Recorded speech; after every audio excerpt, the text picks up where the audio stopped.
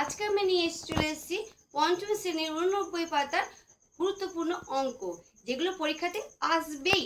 তো সেটি কি? গুণিতক। তো চলো শেখা যাক।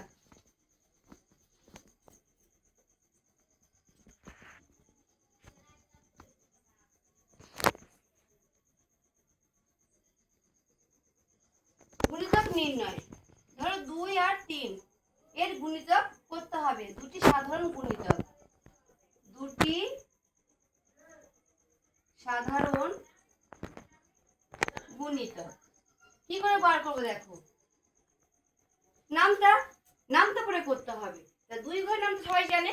তা 2 ঘরের নামটা পড়বো। 2 একে 2, 2 2 4, 2 3 6, 2 4 8, 2 5 10, 2 6 12, 2 7 14, 7 পর্যন্ত করলাম। এবার 3 দিয়ে এটা যদি 7 পর্যন্ত করেছি, এইটাকেও আমাকে 7 পর্যন্তই করতে হবে।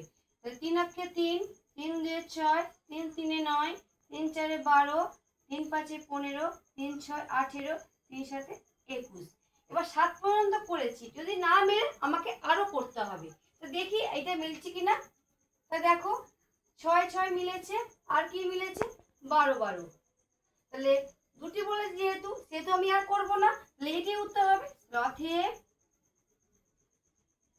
নির্ণেয় সাধারণ গুণিতক সমান 6 12। এই অঙ্কগুলো বাড়িতে খুব ভালো করে প্র্যাকটিস করবে। এই ধরনের অঙ্ক কিন্তু অবশ্যই আসবে। এর ভিডিওটি এই পর্যন্তই। টাটা।